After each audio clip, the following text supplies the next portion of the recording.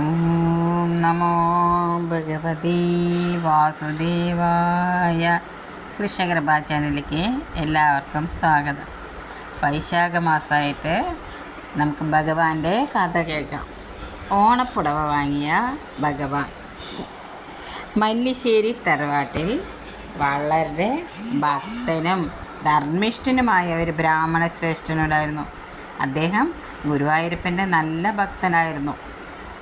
പാവങ്ങൾക്കും കുട്ടികൾക്കും പലവിധ ദാനധർമ്മങ്ങൾ ചെയ്യുക എന്നത് അദ്ദേഹത്തിൻ്റെ ഒരു സ്വഭാവമായിരുന്നു.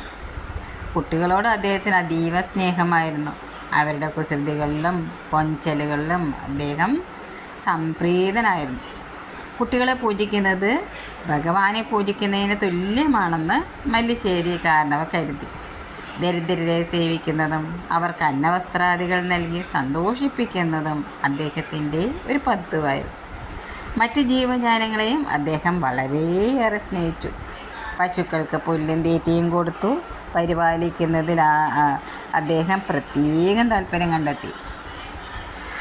ഒരിക്കൽ ഒരു ഓണത്തിന് കുട്ടികൾക്ക് കൊടുക്കാനായി കുറേ വസ്ത്രങ്ങളുമായി അദ്ദേഹം ഗുരുവായൂരപ്പൻ്റെ സന്നിധിയിൽ ഉത്രാട ദിവസം എത്തി. രാവിലെ കുട്ടികൾക്ക് പുടവ കൊടുക്കാൻ തുടങ്ങി.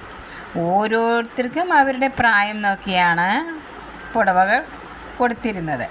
കുട്ടികളോട് തമാശകൾ പറഞ്ഞ് അവരെ അനുനയിപ്പിച്ചാണ് പുടവകൾ കൊടുത്തിരുന്നത്. പുടവകൾ കൊടുത്തുകൊണ്ടിരിക്കുന്നതിനിടയിൽ 6-7 വയസ്സ് തോന്നിക്കുന്ന ഒരു ഉണ്ണി അദ്ദേഹത്തിൻ്റെ അടുത്തെത്തി. എനിക്ക് 2 കയ്യിൽ ഓരോ പുടവകൾ വേണമെന്ന് പറഞ്ഞു. എല്ലാവർക്കും ഓരോ പുടവ കൊടുത്ത് ബാക്കിയുണ്ടെങ്കിൽ ഒന്നുകൂടി തരാമെന്ന് ചിരിച്ചുകൊണ്ട് കുട്ടിയോട് പറഞ്ഞു. എന്നാൽ ആ ഉണ്ണിക്ക് സമ്മതമായില്ല. ഉണ്ണിയുടെ നിർബന്ധ നിമിത്തം നമ്പൂതിരി സന്തോഷത്തോടെ 2 കൈകളിൽ ഓരോ പുടവകൾ വെച്ച് കൊടുത്തു. കുട്ടി സന്തോഷത്തോടെ അത് വാങ്ങി തിരിച്ചുപോയി. അവിടെ എത്തിയവർക്കെല്ലാം തിരുമേനി ഓണപ്പുടവ കൊടുത്തു. ആർക്കും കിട്ടാതെ വന്നില്ല. അടുത്ത ദിവസം ശ്രീകോവിൽ തുറന്നപ്പോൾ 2 കസവ് മുണ്ടുകൾ ശ്രീലകത്ത് കിടക്കുന്നതായി കണ്ടു. മേൽശാന്തി അത്ഭുതപ്പെട്ടുപോയി. ഭക്തനായ മല്ലിശ്ശേരി ഇന്നലെ എനിക്ക് സന്തോഷത്തോടെ തന്നതാണ് ഈ പുടവകൾ എന്ന് ഒരശരീരി കേൾക്കാനിടയായി. ഈ മുണ്ടുകൾ എനിക്ക് ചാർത്തുകയും വേണം എന്ന് അരുളപ്പാട് കേട്ടു.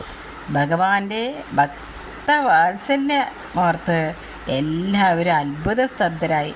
മല്ലിശ്ശേരിയുടെ ദാനധർമ്മങ്ങളുടെ മഹത്വം എല്ലാവർക്കും ബോധ്യമായി. സർവശ്രീകൃഷ്ണപാദാരവിന്ദാർപ്പണമസ്തു. ശ്രീ ഗുരുവായൂരപ്പ ശരണം.